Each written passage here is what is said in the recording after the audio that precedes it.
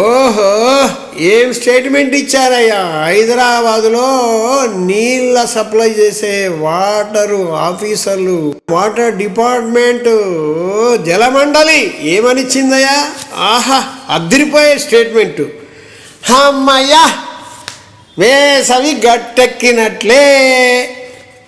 నల్ల చూడండి photo. Water board అత్యవసర పంపింగ్ లేదు. నాగార్జున సాగర్లో 512 అడుగుల నీళ్లు. అక్కంపల్లి రిజర్వాయర్తో సరిపడా జలాలు. అబ్బా, హైదరాబాదును ఒక 4 నెలలు మీరు నానా అవస్థలు పెట్టారయ్యా.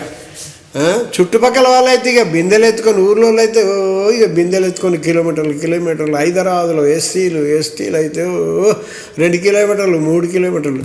బుద్ధి లేని కాంగ్రెస్ పార్టీ ఛాలెంజ్ చేస్తున్నా, బీఆర్ఎస్ పార్టీ ఛాలెంజ్ చేస్తున్నా, బీజేపీ పార్టీ ఛాలెంజ్ చేస్తున్నా. చేతగాని దద్దమ్మ నా కొడుకు మీరు రాజీనామా ఇవ్వండి.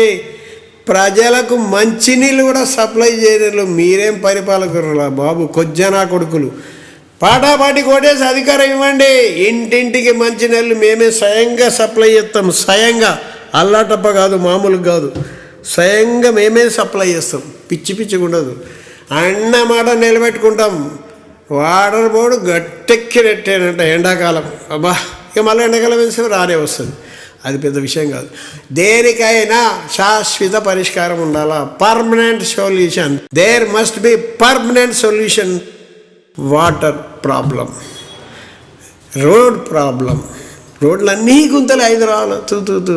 అమ్మ, మా వెంకటగిరిలో అయితే 1 కిలోమీటర్ 30 కిలోమీటర్ కూడా ఉండదు. అన్నీ వంకర టింకర్ ఎప్పుడో సిమెంట్ రోడ్ వేసారు. అన్నీ బొందలే. డుప్పు ఎవడెప్పుడు పడతాడో తెలియదు, ఎవడేం చేస్తాడో తెలియదు. రోడ్లు అన్నీ గుంతలే. అందుకని మా పాటాపాటి కోటేయండి. ఇప్పుడు ఎలాగో జూబ్లీహిల్స్ ఎలక్షన్లు మళ్ళీ రాబోతున్నాయి.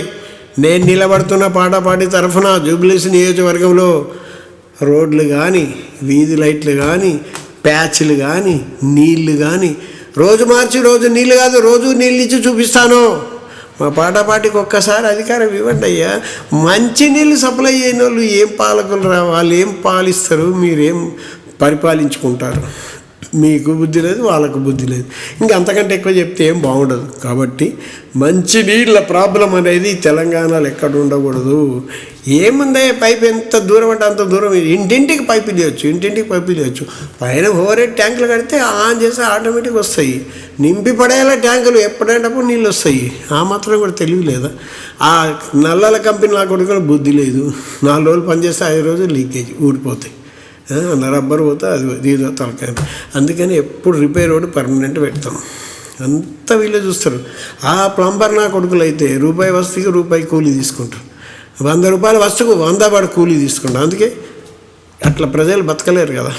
కాబట్టి ఏది ఉన్నా జలమండలి రెస్పాన్స్ తీసుకుంటుంది, గవర్నమెంట్ బాధ్యత తీసుకుంటుంది, రిపేర్ చేస్తుంది కంపల్సరీ 24 hours నీళ్ళు. ఓకే, నాకు ఓటేసి అధికారం ఇవ్వండి.